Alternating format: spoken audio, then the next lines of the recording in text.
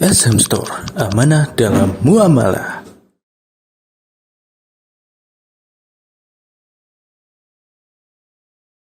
Bismillahirrahmanirrahim.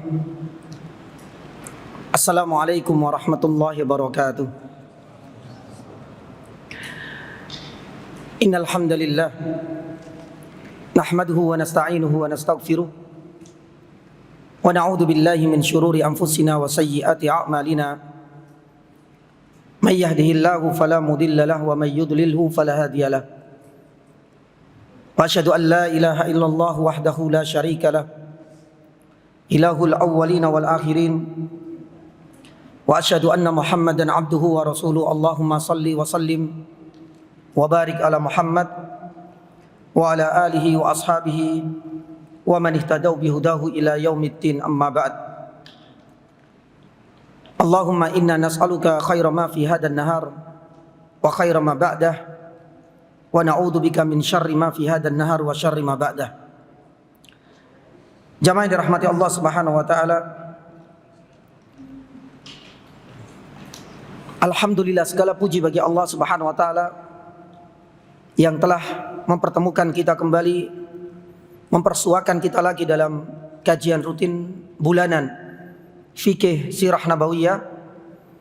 Dan ini akan menjadi pertemuan yang kedua, di mana setiap pertemuan ada dua tema yang akan kita ulas. Setelah pada pertemuan sebelumnya kita mengulas tentang keistimewaan Nabi Shallallahu Alaihi Wasallam dan urgensi kita mempelajari, mentelaah dan mendapat tilasi sirah Nabi Shallallahu Alaihi Wasallam, maka pada siang dan menjelang sore hari ini kita akan mengangkat dua tema yang lain. Sesi pertama, tema yang akan kita ulas adalah sebab terpilihnya Jazirah Arab sebagai tempat kenabian terakhir. Adapun sesi yang kedua ba'dal asar insyaallah taala, tema yang akan kita angkat adalah sebab terpilihnya Nabi kita Muhammad sallallahu alaihi wasallam menyisihkan dari seluruh legenda dan para pahlawan bangsa Arab untuk menjadi utusan terakhir.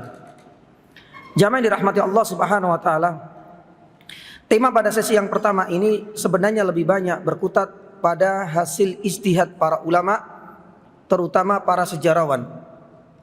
Apa saja sih kiranya alasan yang mendasar dan sebab utama Jaziratul Arab terpilih menjadi tempat kenabian terakhir?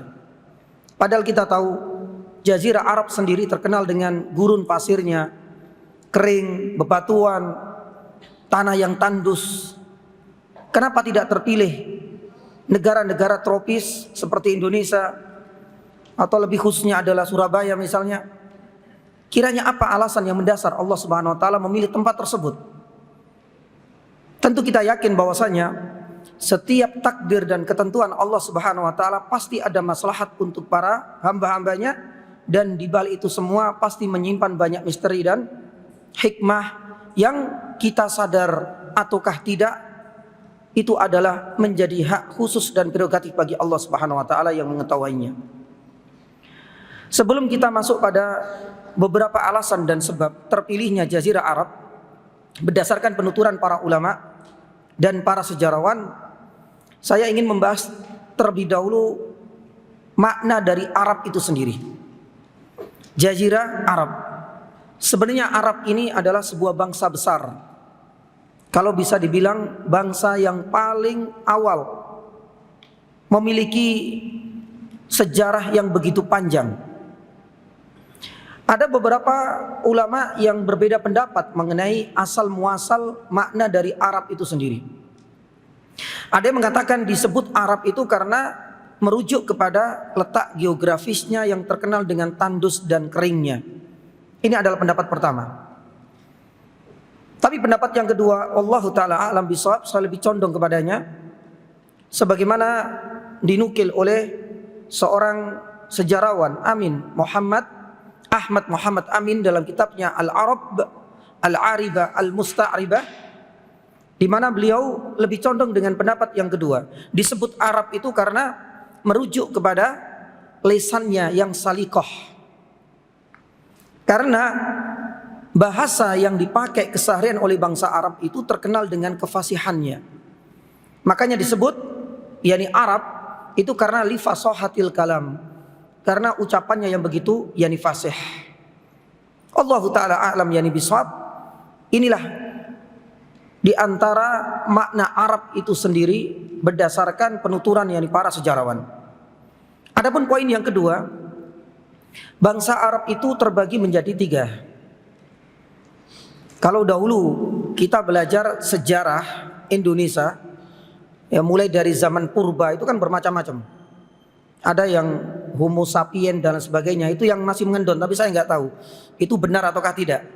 Lah, bangsa Arab sendiri pun terbagi menjadi 3. Mulai dari generasi awal, generasi medium, pertengahan, dan generasi akhir. Yang pertama itu disebut sebagai Al-Ba'idah.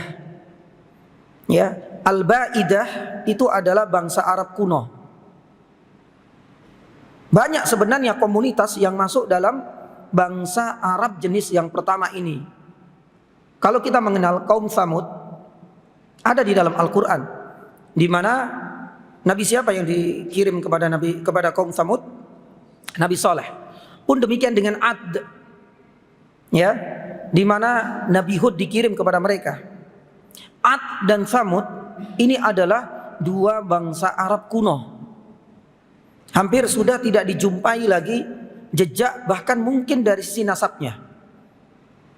Nah, 2 bangsa ini representasi dari jenis yang pertama, yaitu bangsa Arab yakni kuno.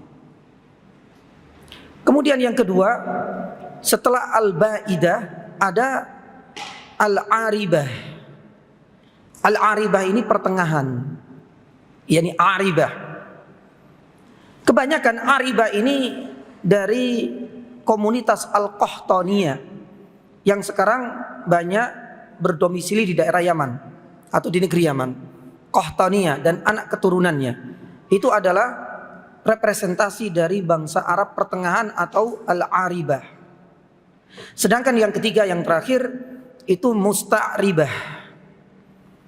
Musta'ribah ini adalah bangsa Arab paling akhir, dan ini representasi dari anak keturunan Al-Adnaniyah. Nanti insya Allah saatnya kita akan membahas nasab Nabi SAW sampai pada nama ini.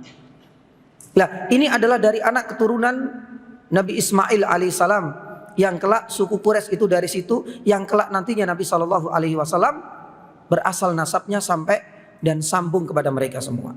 Musta'ribah.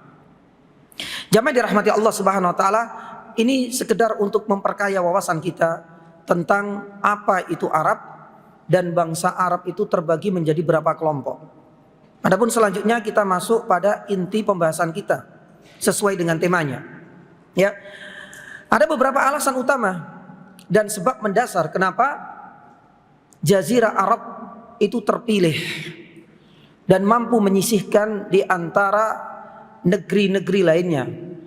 Padahal kita tahu negeri Syam itu menjadi negeri para al-anbiya war rusul. Tapi kenapa tempat kenabian terakhir ada di negeri Jaziratul Arab, khususnya adalah Makkah nantinya? Alasan yang pertama, jamaah dirahmati Allah, ini diungkapkan oleh Syekh yakni Ibrahim Shahin. Beliau seorang pakar ahli sejarah, Allah taala alam yakni bisawab, apakah beliau masih hidup, tapi beberapa tahun yang lalu beliau masih punya halaqah fikih sirah nabawiyah. Meskipun di usia yang sudah senja, beliau tak pernah merasa lelah maupun menunjukkan rasa capeknya untuk memberikan edukasi kepada generasi-generasi mudanya tentang sosok sang fenomenal yaitu Nabi sallallahu alaihi wasallam. Beliau pernah menyebutkan alasan yang pertama Jaziratul Arab terpilih menjadi tempat kenabian terakhir itu adalah agar Nabi sallallahu alaihi wasallam itu mudah merancang program dakwah jangka panjang. Itu adalah alasan pertama. Agar Nabi SAW leluasa merancang program dakwah jangka panjang, tak terusik oleh siapapun. Nah, kalau kita tilik dalam sejarah zaman yang dirahmati Allah, Romawi itu sudah berdiri sebelumnya. Kerajaan Persia pun menjadi satu di antara dua kerajaan adidaya kala itu. Tapi coba kita lihat, kedua kerajaan itu tak pernah tertarik, tak berselera sama sekali untuk melirik Jaziratul Arab, terutama adalah Makkah dan Madinah kala itu. Kenapa? Karena memang tandusnya, karena keringnya. Bahasa kita, ngapain harus menguasai daerah yang tidak produktif? Tentunya hal ini berbeda dengan saat ini ya. Ya, karena sudah banyak apa? Ya. Banyak apanya sekarang? Minyaknya semuanya yang berebut. Yani Aramco itu rebutan bangsa barat yani saat ini. Dahulu kerajaan Romawi, kerajaan Persia pun enggak tertarik sama sekali. Melirik pun yani enggak. Tapi subhanallah, di balik itu Allah Subhanahu wa taala memberikan keleluasaan nantinya. Nabi SAW berpuluh-puluh tahun merancang dakwah tanpa terusik dengan negara adidaya. Inilah sempurnanya skenarionya Allah Subhanahu wa taala. Padahal tercatat di dalam sejarah sekitar di tahun 70 Masehi, itu sebenarnya kerajaan Romawi itu sudah sampai di negara Palestina, sudah mendekati sebenarnya. Ya, seandainya kala itu mereka mau berselera untuk menguasai dengan mudah. Tapi ternyata tetap sama. Mereka enggak mau melanjutkan ekspansi sampai ke Makkah kala itu. Jamaah yang dirahmati Allah Subhanahu wa taala, apa sih pelajaran yang bisa kita petik dari ini semua? Kita harus yakin bahwasanya tidak ada ciptaan Allah Subhanahu wa taala yang sia-sia. Ini adalah pelajaran pertama. Makanya Allah Subhanahu wa taala firman di surat Al-Imran ayat 191, ya, kutipan dari ayat itu, Rabbana ma khalaqta hadza batila. Siapa sangka di balik tempat yang tidak strategis, dibilang kurang produktif, tandus, kering, ternyata di balik itulah Nabi SAW kelak mampu membawa dan membangun negara peradaban yang kelak mampu menggulingkan dua negara adidaya yang sebelumnya tidak terbayangkan di tempat yang kering kerontang itu akan tumbuh besar sebuah peradaban.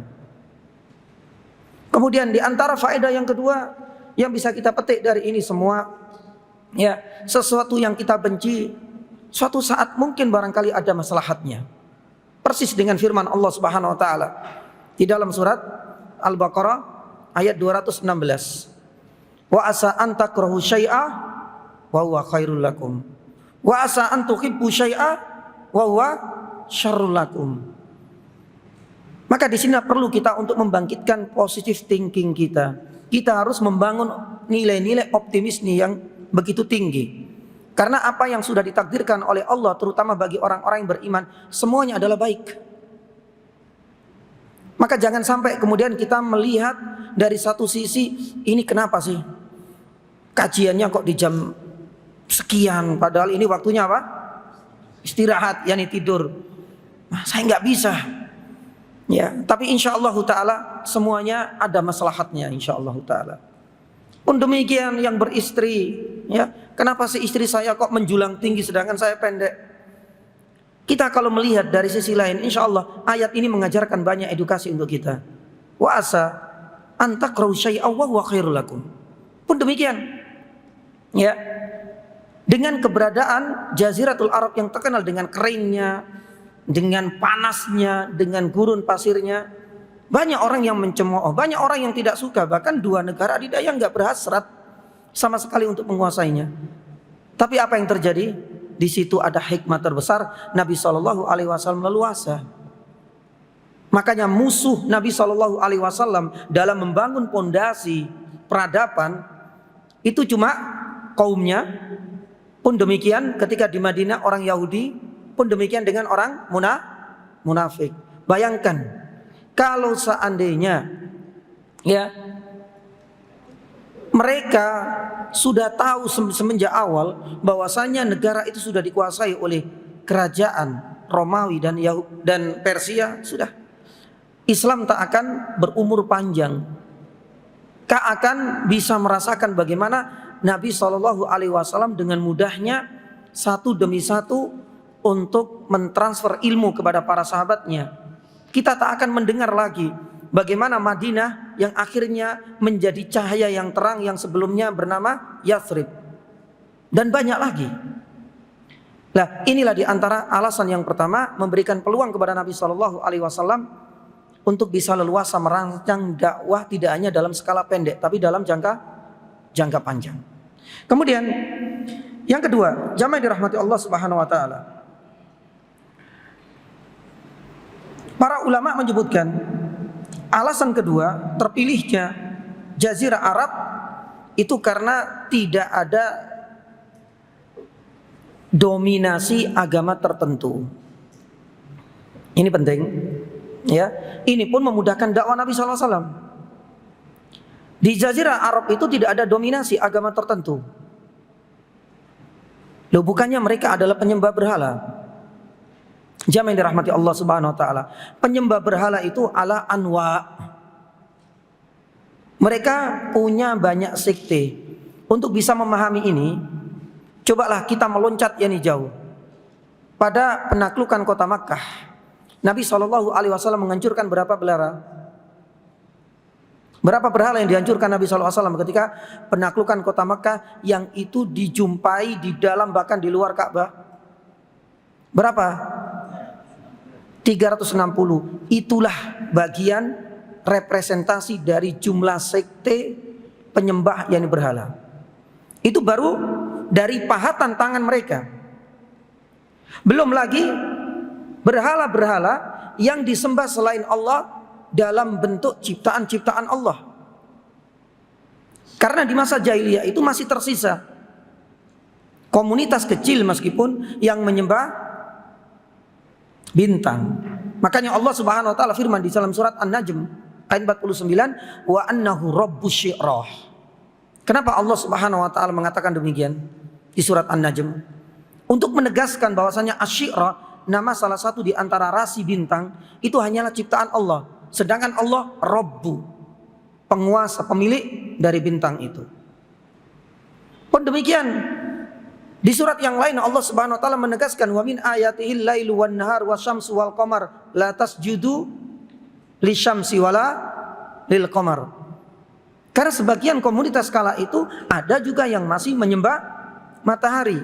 Mengingatkan kita di dalam surat An-Naml, kisahnya ratu penguasa yakni Saba yang semasa dengan Nabi siapa? yakni Sulaiman. Pun demikian Al-Qamar, bulan purnama, itu pun tidak luput dari objek sesembahan sebagian kecil komunitas orang-orang yang hidup di masa jahiliyah. Jadi kala itu banyak yang menyembah selain Allah dengan berbagai sekte, batu-batuan, pepohonan. Pun demikian dengan alam semesta ini, bahkan nabi-nabi, orang-orang soleh pun disembah oleh mereka. Hal inilah jamaah dirahmati Allah Subhanahu wa taala memudahkan Nabi SAW nantinya ketika mendakwakan tauhid kepada kaumnya dan kepada masyarakatnya. Sampai para sejarawan mengatakan, seandainya di Jazirah Arab itu sudah ada agama resmi Nasrani seperti kerajaan Romawi, sekali lagi Islam itu nggak akan berkembang secepat yang kita bayangkan. Mungkin barangkali sebelum yakni Mekar itu sudah ditumpas sama mereka. Pun demikian terpilihnya Jazirah Arab, di mana di situ tidak ada dominasi agama tertentu. Kalau seandainya Islam itu turun di mana di situ bercokol orang-orang yang menyembah api sebagaimana kerajaan Persia, karena Majusi sebagai agama resmi kenegaraan, mungkin barangkali Islam itu tidak akan berkembang. Bisa jadi akan musnah sebelum yakni berkembang. Lah, inilah gambaran yang dijamaah dirahmati Allah Subhanahu wa taala. Kondisi real ya, sosiokulturalnya masyarakat jahiliyah kala itu memang tidak ada agama yang paling mendominasi. Semuanya sedikit-sedikit. Ya, menyembah patung yang seperti ini ada, tapi nggak banyak. Menyembah ini juga ada, tapi nggak banyak. Menyembah matahari, menyembah bintang, yang dikatakan sebagai kaum Sobiah. Ya, meskipun yani dahulu mereka adalah para pengikut Nabi Yahya alaihis salam, masih garis lurus kala itu. Kemudian berubah total dan lain sebagainya.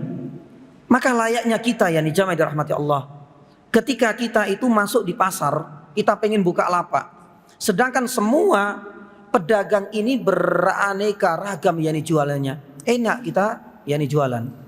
Kita bawa produk baru pun nyaman. Karena memang pasar ini dijual berbagai produk, ya, berbagai merek.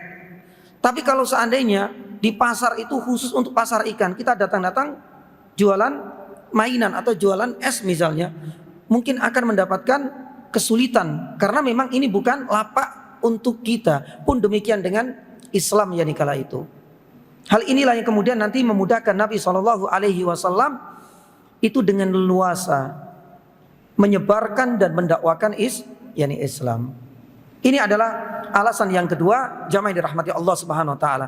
Tapi muncul yani pertanyaan, bukankah Makkah secara khusus di mana Nabi SAW kelak lahir di kota itu, di mana di situ ada Ka'bah? Bukankah dahulu Nabi Ibrahim alaihissalam yang membangunnya, di mana Nabi Ibrahim itu adalah bapaknya tauhid? Dan bagaimana hal itu bisa terjadi? Inilah proses yang begitu panjang. Semakin yani jauh dari masa kenabian, semakin yani banyak orang itu jauh dari ajaran-ajaran yang lurus. Memang tidak kita pungkiri jamaah yang dirahmati Allah, kota Makkah yang kala itu dibangun Ka'bah oleh Nabi Ibrahim alaihissalam, dibantu oleh putranya siapa? Yani Ismail. Kala itu berusaha betul-betul agar kota ini adalah kota yang diberkahi. Makanya di dalam surat Ibrahim, salah satu di antara permohonan Nabi Ibrahim alaihissalam, ujnubni wa baniya an na'budal yani asnam. Salah satu di antara doanya Nabi Ibrahim di surat Al-Baqarah, Rabbana wab'ats fihim rasulam minhum. Ini menjadi bisyarah, nanti kita akan bahas. Satu keinginan dari Nabi Ibrahim, doanya diijabahi oleh Allah, Nabi terakhir nanti dari garis keturunan Nabi Ismail yang akan lahir di kota tersebut. Kota di mana Nabi Ibrahim pertama kali membangun yani Ka'bah. Taib, jamaah dirahmati Allah Subhanahu wa taala. Nabi Ibrahim sampai nanti Nabi SAW ini berjarak mungkin ratusan, mungkin ribuan tahun.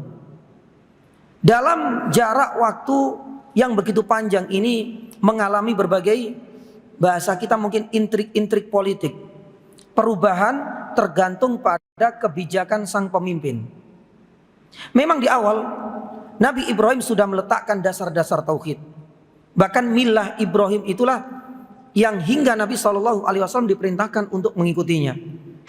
Di akhir surat An-Nahl Allah Subhanahu wa taala firman, "Tsumma auhayna ilaika anittabi millata Ibrahima yani hanifa." Dan banyak di surat-surat yang lain pun disebutkan demikian. Namun seiring bergulirnya waktu, kota Makkah ini berganti-ganti kepemimpinan, otomatis kebijakan juga akan berubah. Disebutkan salah satu di antara yang paling menonjol itu adalah kabilah Jurhum. Ini adalah salah satu kabilah dari keturunan ibunya Nabi Ismail. Suku yani Jurhum ini sudah mulai melenceng sedikit, tapi belum sampai pada tindakan kesyirikan, hanya pada kezaliman dan kemaksiatan. Salah satunya adalah perbuatan yani zina. Makanya di dalam sejarah kondisi Arab yani zaman dahulu itu biasanya dikupas mengenai hal ini. Kabilah Jurhum ini adalah kabilah yang dahulu memimpin kota Makkah. Terjadi satu kemaksiatan terbesar ketika ada dua pemuda dan pemudi berzina di dekat yani Ka'bah. Yang satu bernama yani Isaf dan yang kedua bernama Naila. Maaf kalau ada kesamaan yani nama. Yang akhirnya Allah Subhanahu wa taala turunkan ukubah, azab untuk mereka berdua. Mereka akhirnya dirubah oleh Allah Subhanahu wa taala sebagai batu. Dirubah menjadi batu. Salah satunya ditaruh di bukit yani Sofa, yang satunya di bukit yani Marwah. Kelak orang-orang yang tawaf kok tawaf? Yani sa'i. Itu disarankan untuk menyentuhnya. Itu bertahan yang cukup lama. Jadi pertama itu dari proses yang perzinaan, Allah Subhanahu wa taala menurunkan azab. Akhirnya orang yang diazab malah ngalap berkahi bagi orang yang sudah melakukan yani sa'i di tempat tersebut. Jurhum nggak bertahan lama.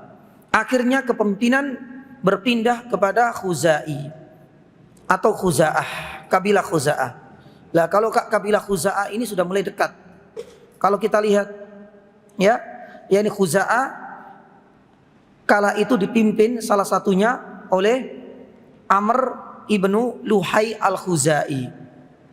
Amr ibnu Luhai al-Khuzai inilah orang yang pertama kali mempromosikan, orang yang pertama kali memperkenalkan penyembahan langsung kepada berhala. Singkat cerita, beliau pernah ke Yaman. Lah di sanalah dia mendapati ada orang yang menyembah berhala. Sebagai bentuk cindramata dan oleh-oleh dia bawa ke Mekah. Karena yang namanya Amr ibnu Luhai ini adalah seorang pemimpin, dermawan, ya, dan dia adalah orang yang digugu suaranya, kebijakannya, pendapatnya. Maka ketika beliau memutuskan ada peribadatan baru, menyembah yani berhala, tak ada satupun di antara penduduk Makkah kala itu yang menolak. Dan ini bertahan cukup lama. Ada yang mengatakan para sejarawan 300 sampai 500 tahun bertahan. Nanti kemudian diambil alih oleh kakek Nabi SAW yang keempat, yaitu Qusay. Qusay ibnu Kilab inilah dianggap sebagai the legend, seorang pahlawan besar karena mampu mengumpulkan kembali anak keturunan dari Nabi Ismail, dan kepemimpinan itu akan berlanjut sampai nanti kepada Abdul Muthalib. Itu sudah mendekati. Lah, jamaah dirahmati Allah Subhanahu wa taala, berkaitan dengan Amr ibnu Luhai al-Khuzai ini sedikit ya.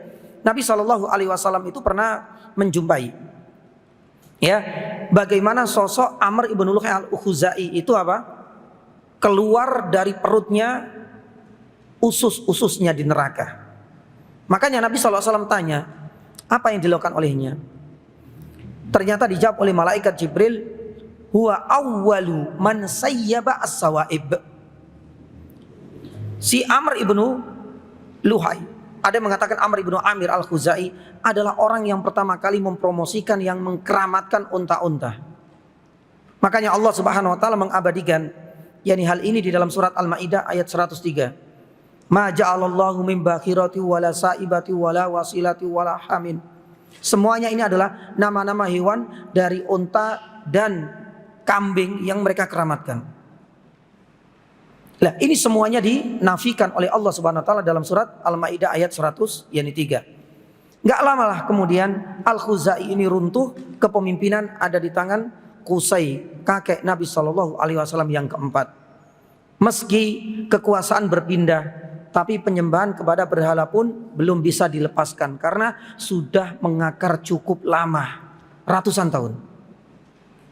Barulah nanti kemudian Nabi SAW ketika resmi diutus oleh Allah Subhanahu wa taala, di sini terjadi intrik-intrik, terjadi pergesekan. Karena keyakinan penyembahan terhadap berhala kepada selain Allah Subhanahu wa taala ini bukan perkara mudah untuk melepaskan dari kehidupan mereka. Oleh karena itu jamaah dirahmati Allah Subhanahu wa taala, ini sedikit sejarah tentang perkembangan dari awal Nabi Ibrahim alaihissalam meletakkan pondasi dasar tauhid. Tapi seiring bergulirnya waktu berubah ya, berdasarkan kebijakan-kebijakan sang pemimpin dan penguasa Ka'bah atau Makkah kala itu, sampai kemudian Abdul Muthalib. Lah barulah nanti kemudian Rasul sallallahu alaihi wasallam terpaksa memang untuk sementara waktu meninggalkan Makkah dan berakhir dengan penaklukan kota yakni Makkah. Baik, kita lanjut yang ketiga. Yang ketiga, alasan yang ketiga terpilihnya Jazirah Arab karena adat dan kesukuan. Adat kesukuan itu masih kuat dan kental sekali. Kalau bahasa sekarang itu fanatisme, kesukuannya itu memang masih terasa kental di Jazirah Arab. Lah apa kaitannya dan apa korelasinya antara alasan yang ketiga ini dengan terpilihnya Jazirah Arab? Ini semuanya kembali kepada tujuan utama, memudahkan proses dakwanya Nabi SAW. Dan ini terbukti. Ada banyak bukti yang disampaikan oleh para ulama bahwasanya fanatisme kesukuan bangsa Arab yang begitu kental terhadap kabilahnya ini ternyata sedikit banyak membantu dakwanya Nabi Shallallahu Alaihi Wasallam. Satu contoh ya, misalnya nanti, ya, ketika Rasul Shallallahu Alaihi Wasallam harus mengalami kondisi pahit, diboikot yakni Bani Hashim, itu sebenarnya gara-gara siapa? Rasul Shallallahu Alaihi Wasallam. Tapi ternyata seluruh yakni kabilahnya harus menerima getahnya. Tapi mereka tetap yakni mendukung. Dan hal ini tidak terjadi di suku-suku yang lain. Maaf. Pun demikian dengan keberadaan Abu Thalib. Coba kita lihat Abu Thalib, sang paman tercinta, bertahun-tahun mendukung, menyokong, membela Nabi Shallallahu Alaihi Wasallam meskipun beda, yakni keyakinan. Beda keyakinan loh ya. Kita kadang-kadang istilahnya beda manhaj, yakni saja sudah apa? Ya nggak mungkin lah, ya, antara neraka dan jannah Ustaz ini. Ya, tapi ini beda keyakinan, beda agama. Tapi karena apa? Dorongan fanatisme kesukuan yang masih kental, Abu Thalib ini tak bisa untuk meninggalkan dukungan dan sokongan kepada Rasul Sallallahu Alaihi Wasallam. Yang ketiga, ini disebutkan dalam sirah Ibnu Hisham.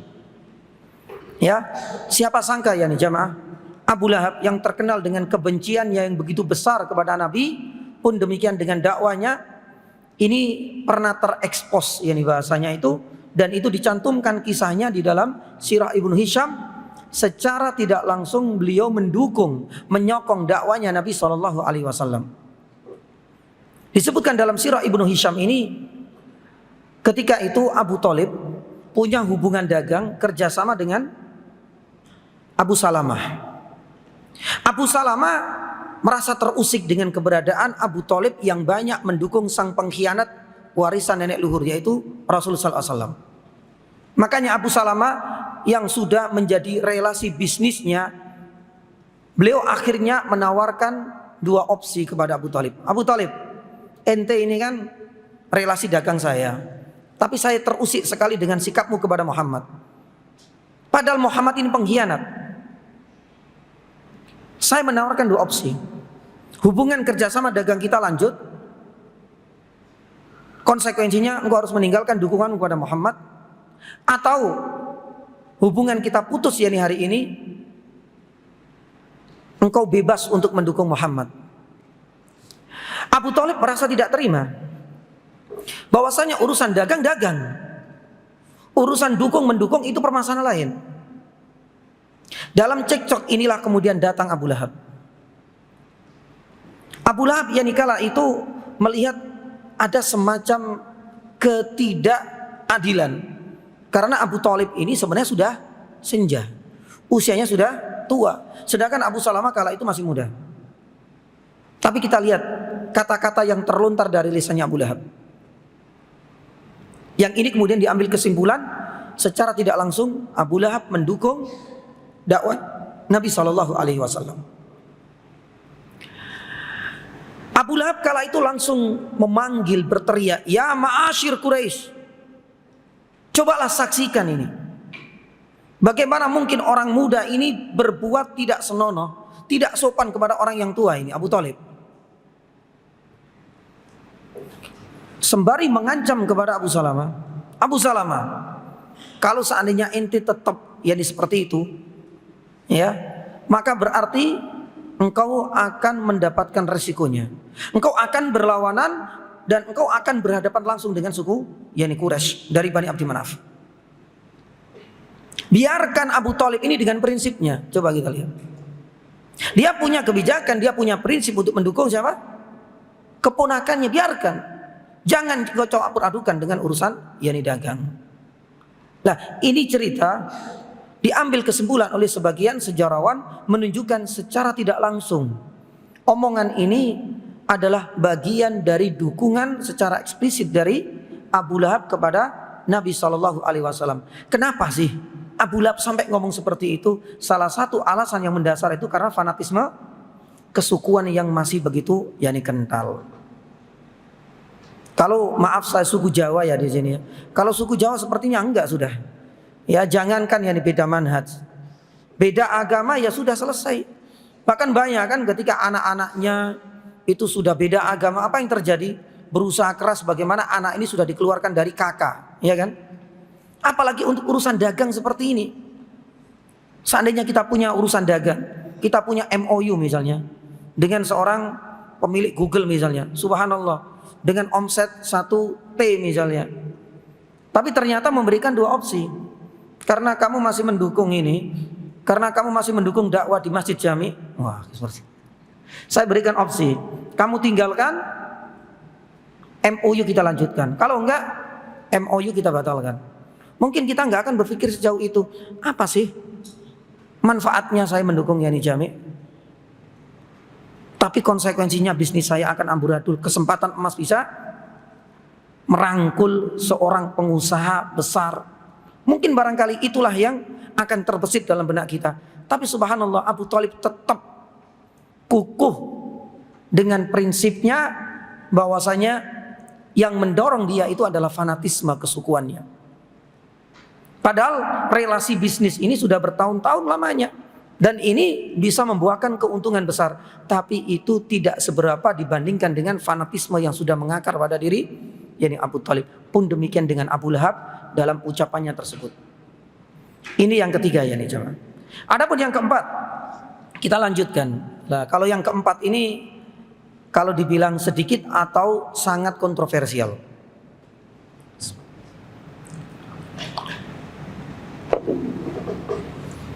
Ada alasan yang berkaitan dengan letak geografisnya. Kenapa terpilih Jazirah Arab? Karena Jazirah Arab ini ada Makkah. Dan Makkah atau Ka'bah di situ dianggap yakni sebagai pusat yakni dunia, kiblatnya dunia, pusat yakni waktu, porosnya bumi. Itu adalah hasil ijtihad di kalangan para sejarawan dan beberapa ilmuwan muslim mengatakan demikian.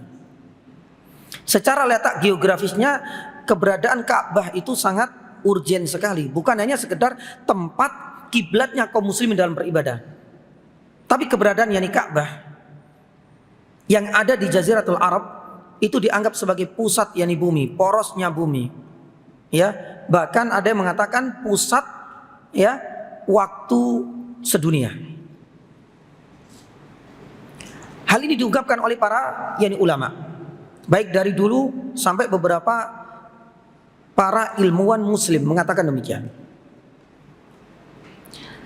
Salah satunya jamaah dirahmati Allah Subhanahu wa taala itu adalah Imam Al-Qurtubi rahimahullahu taala. Imam Al-Qurtubi dalam tafsirnya Al-Jami' li Ahkamil Quran ketika menafsirkan surat Asy-Syura, surat Asy-Syura ayat yang ke-7. Wa kadzalika auhayna ilaika Qur'anan Arabiyyan litundira ummal qura. Salah satu nama lain dari Makkah itu Ummul Qura. Kenapa dinamakan Ummul Qura? Itu artinya apa? Boe, mae. Jadi pusatnya. Pusat yakni dari seluruh distrik, dari seluruh negara. Beliau mengatakan bahwasanya porosnya itu adalah Makkah atau Ka'bah secara lebih yakni khususnya. Jadi secara geografis ini juga sangat mempengaruhi karena di situ ada Makkah sebagai poros yakni dunia. Ada ulama yang lain, yakni Syekh yakni Al-Bassam. Di dalam kitabnya Nailul Ma'arif, beliau pun mengamini juga. Bahkan ada seorang ilmuwan muslim, Dr. Husain Kamaluddin, menulis dalam jurnal internasional, jurnal ilmiah, dalam majalah Al-Arabiyah, itu menyatakan bahwasanya pusat dunia, poros bumi itu ada di Makkah, tepatnya di Ka'bah itu. Dengan mengutip surat Asy-Syura ayat yang ke-7 tadi, Ummul Qura. Bahkan yang terakhir, seorang dokter lulusan luar negeri, Stockholm di Swedia, beliau berkecimpung dalam disiplin ilmu biofisika, ya, Dr. Abdul Basit Muhammad Sayyid, Allah Ta'ala alam bisawab, saat ini masih hidup atau enggak. Beliau setelah lulus dari Swedia langsung bergabung dengan para ulama di Makkah Al-Mukarramah, pusat I'jazul Quran.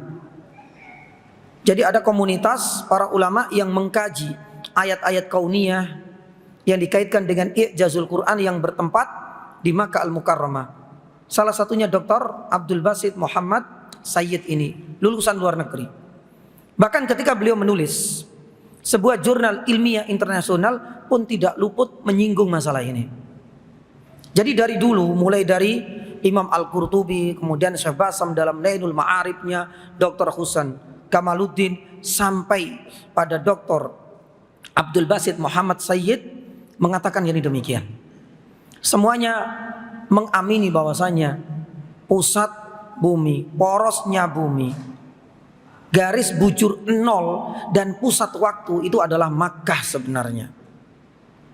Mungkin hal ini tidak akan bisa diterima begitu saja oleh orang-orang barat, karena kita mengkritik sedikit tentang Greenwich. Apa itu Greenwich? Ya, ini kan dianggap sebagai pusat dan porosnya waktu saat ini. Ya, lah di sini sebenarnya ulama-ulama ini mencoba untuk menggantikan itu semua. Saya ingin mengutip sedikit penuturan dari Pak Profesor sekarang, sepertinya Dr. Thomas Jamaluddin. Di setiap Idul Fitri, ya, awal Ramadan dan akhir Ramadan beliau sering muncul. Siapa beliau? Ya, dulu beliau ketua Lapan, ya, dan kemudian sekarang menjadi penasihat dan seringkali dilibatkan dalam ru'yah yani hilal setiap awal Ramadan atau akhir Ramadan. Beliau di dalam salah satu sesi interview dan tanya jawab wawancara, beliau pernah mengatakan, disinggung masalah ini.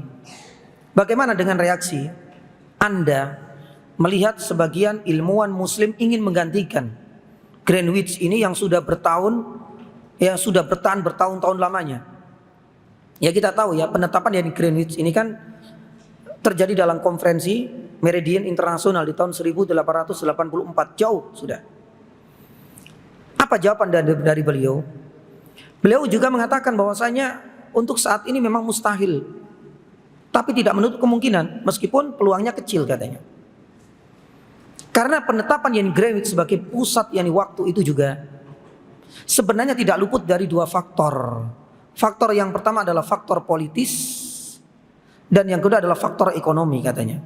Dia mengakui akan hal itu. Karena di tahun itulah kolonialisme Inggris kala itu memang sangat mendominasi kata beliau. Maka kesan politisnya begitu kental ketika memutuskan dalam konferensi Meridian Internasional di tahun 1884 Greenwich itu dijadikan sebagai tolok ukurnya. Ya, dan yang kedua karena faktor yakni ekonomi. Dan itu diakui oleh beliau. Maka jamaah dirahmati Allah Subhanahu wa taala, saya sampaikan alasan yang keempat ini memang kontroversial atau mungkin barangkali dianggap banyak orang semi mustahil atau mustahil hal ini bisa terwujudkan. Tapi semenjak dulu ini sudah diungkit oleh para ulama, mulai dari Imam Al-Qurtubi, kemudian berlanjut yakni kepada Syekh Basam, sampai beberapa ilmuwan muslim yakni saat ini pun mencoba untuk menawarkan yakni kembali. Tapi wallahu taala a'lam yakni bisawab, ya, keberadaan pusat, maaf ya, keberadaan yakni pusat waktu poros yakni bumi ini terus yakni berlanjut. Saya nggak tahu sampai kapan masalah ini bisa yakni berakhir. Ini sedikit bukan pengalaman, ya, tapi paling tidak hasil dari diskusi ilmiah sebenarnya. Ini pribadi saya dengan yakni adik, ya, karena kebetulan yakni adik juga di Lapan. Saya mencoba untuk mencari titik temu sebenarnya. Ya, ada 3 permasalahan sebenarnya. Mulai dari permasalahan, subhanallah ya, jazakallahu khairan, Ustadz Ahmad Sabik pernah menulis kitab Matahari atau Bumi yang mengelilingi, matahari mengelilingi bumi atau bumi mengelilingi matahari. Ya, itu juga saya tawarkan, cobalah. Nanti kita diskusi. Tapi ternyata belum ada titik temu sampai sekarang. Ketika heboh ada flat apa? Flat earth, ya, bumi itu datar dan sebagainya. Kita coba diskusi lagi. Kayaknya mentok, ya, dia di kutub utara, saya di selatan. Saya mencoba lah. Termasuk di antara terakhir ini, saya kasih jurnal ilmiahnya Dr. Husain Kamaluddin tentang ini. Ya, kiranya apa sih landasan orang-orang saintis terutama di Indonesia, kebetulan teman-temannya juga di Lapan juga, apa sih yang mendasari? Bisa nggak sih kemungkinan dari keinginan kaum muslimin untuk mengembalikan lagi poros ini semuanya, termasuk di antaranya adalah poros yakni waktu di kota Makkah. Beliau di akhir diskusi meskipun cukup alot yakni dengan saya pribadi mengatakan mengenai poros bumi itu adalah Mekah dan lain sebagainya, itu nanti kembali lagi bulat lagi nanti dengan perbedaan masalah bumi itu bulat ataukah, wah kayaknya ini cukup lama nanti balik lagi ke sana. Akhirnya sampai sekarang belum ada titik temu. Wallahu taala alam bisawab. Saya mencoba ini saja sih untuk menggali kiranya wijhatun nador mereka itu seperti apa gitu loh. Karena dalam yakni kajian-kajian ilmiah oleh saintis muslim ini mencoba menawarkan ini loh dalilnya, meskipun ini adalah masih dalam tahap teori atau ijtihadi. Allah taala alam bisa. Maka yang saya sampaikan di awal tadi, yang keempat ini kontroversial, tapi disebutkan oleh beberapa ulama karena sudah masuk dalam jurnal ilmiah internasional. Salah satu menjadi sebab terpilihnya Jazirah Arab karena ada Mekah dan Ka'bah secara khusus menjadi poros dunia, menjadi pusat dan kiblat yakni dunia, termasuk adalah pusat waktu. Allah taala alam. Kita lanjut yang keempat. Yang berapa? Yang kelima ya. Yang kelima, jamaah dirahmati Allah Subhanahu wa taala. Di antara hasil ijtihad yakni para sejarawan, alasan terpilihnya Jazirah Arab itu yang kelima karena Jazirah Arab itu menggunakan bahasa yang sama sebagai bahasa pemersatu mereka. Lantas pertanyaannya, apa korelasi antara bahasa dengan terpilihnya Jazirah Arab? Jazirah Arab ini bukan hanya orang-orangnya, bukan hanya dilihat dari sisi letak geografisnya, tapi dari sisi bahasa itu juga sangat mempengaruhi. Sekali lagi, program dakwah jangka panjang Nabi SAW. Oleh karena itu bahasa Arab ini memiliki banyak keutamaan, banyak fadilah yang tidak dimiliki oleh bahasa yang lain. Sebagai bahasa pemersatu oke. Yang kedua, bahasa Arab ini adalah bahasa Nabi dan bahasa komunikasi hampir seluruh kabilah atau dipastikan seluruh suku-suku yang ada di Jazirah yakni Arab. Mereka menggunakan bahasa satu yaitu bahasa Arab. Dan ini memudahkan dakwah sekali lagi. Makanya coba kita lihat, ketika Mu'adz ibnu Jabal dikirim ke Yaman, cukup jauh lah ya. Kalau nanti kita bahas peristiwa gajah, Yaman, Makkah itu sekitar yakni jaraknya, yakni 1119 km, jauh. Tayyib. Apa yang terjadi dengan Mu'adz ibnu Jabal ketika dikirim Nabi SAW dakwah ke sana? Apakah kemudian masuk dulu kursus bahasa Arab, bahasa penduduknya Yaman? Enggak. Karena apa? Karena antara penduduk Makkah dengan penduduk negeri Yaman bahasanya ini sama. Padahal jaraknya segitu jauh. Makanya kalau berandai-andai, seandainya ya Jazirah Indonesia ini dijadikan sebagai tempat kenabian terakhir, mungkin agak susah, Pak. Dakwanya bukan orang-orang atau bukan semua orang itu bisa berdakwah. Ya, dari sini ke Malaysia mau nggak mau harus kursus dulu, Pak. Ya, sini padahal sudah dekat. Kalau lewat Manado, Filipina misalnya, kena bahasa Tagalog, waduh, saya usah kursus dulu ini ya. Ya, kita nggak melihat negara-negara yang ada di sekitar Indonesia. Bahkan di Indonesia sendiri saja, coba kita lihat Madura. Dari orang Jawa Madura ke Kalimantan, suku Dayak, suku Banjar juga ada beberapa bahasa. Sampai juga nanti ke yakni Sulawesi, sampai ke Papua mereka juga bahasa. Makanya Indonesia ini meskipun dalam bentuk yakni jazirah, pulau Nusantara ini ada 741 bahasa yang dipakai oleh mereka. Loh Ustaz, bahasa Indonesia nggak semuanya bisa. Nggak jauh-jauh, mbah-mbah kita yang di rumah diajak bahasa Indonesia itu paling ini Ibu Budi tok yang bisa itu, Pak. Selanjutnya sudah nggak bisa, apa boso itu, nggak nyanda. Itu di daerah kita saja. Tapi ini antar negara. Dari Makkah, dari Madinah ke Yaman, dari Yaman ke beberapa negara. Makanya yani bahasa Arab ini adalah bahasanya Nabi dan bahasa komunitas atau bahasa komunikasi terbaik. Kalau kita lihat semenjak Jazirah Arab ini mengalami otonomi, ini kan sudah ada 9 negara kalau tidak salah.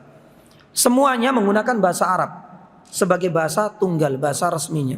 Belum lagi 26 negara yang menjadikan bahasa Arab sebagai bahasa koofisial. Koofisial itu adalah bahasa resmi yang kedua, seperti Sudan, beberapa negara-negara lain yang ada di benua Afrika. Makanya di tahun 73, 18 Desember, bahasa Arab itu adalah bahasa Al-Qur'anul Karim. Dan itu bertahan hingga saat ini.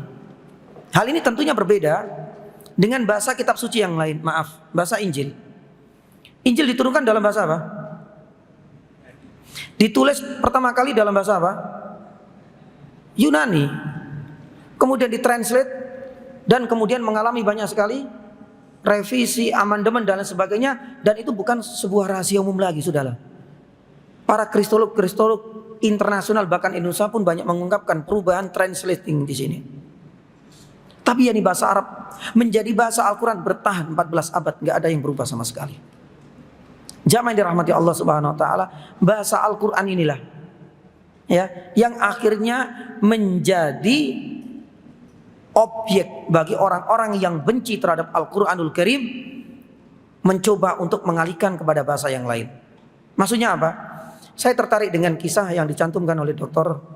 Syamsuddin Arif, yang salah satu dosen di Qatar ya saat ini, ketika menulis sebuah kitab ya orientalisme dan diabolisme pemikiran, membahas tentang hermeneutika.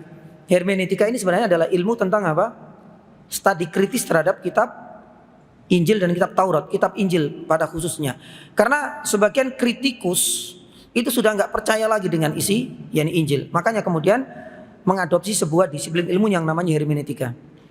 Lah, ketika membahas inilah menampilkan dan mengutip serta menukil kisah seseorang orientalis yang bernama Christopher Lessenberg. Jadi beliau adalah nama penanya.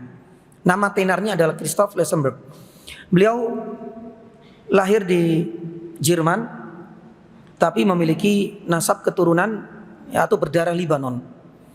Hidup dalam lingkungan Nasrani yang kental sekali. Allah Subhanahu wa taala memberikan kelebihan apa? Kelebihan otaknya.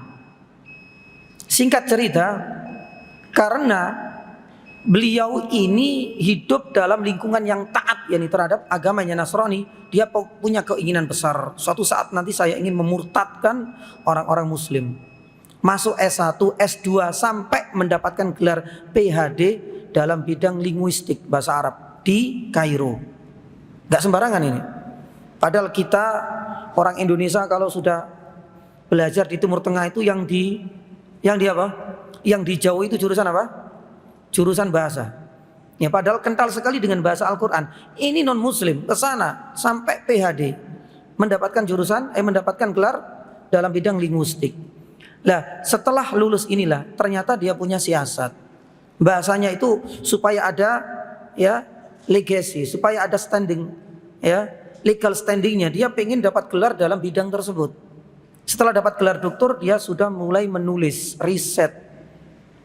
Singkat cerita jamaah, setelah bertahun-tahun dia melakukan riset, baru dia mempromosikan hasil tulisannya di mana-mana, di Jerman, di Holland, di Inggris.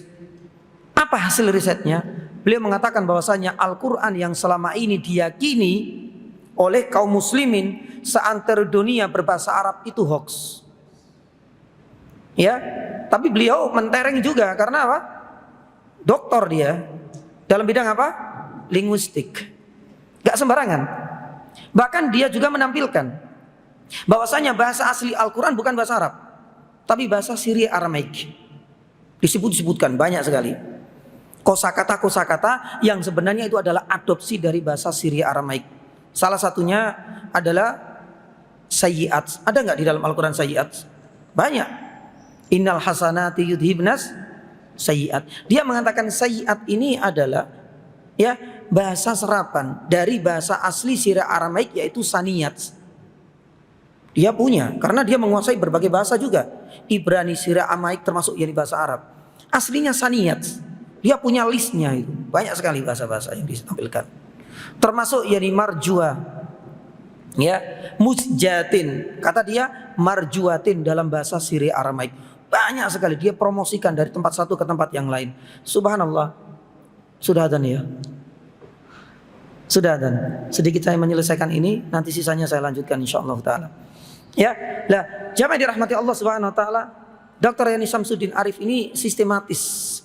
Ketika menampilkan syubhat yani seperti ini, beliau ingin membantah, tapi membantahnya itu tidak langsung dari para ulama-ulama kita. Beliau tampilkan seluruh kitab-kitab karangan para sesama orientalis yang membantah klaimnya Christoph Lessenberg ini. Ya, dan ini adalah pukulan telak bagi mereka.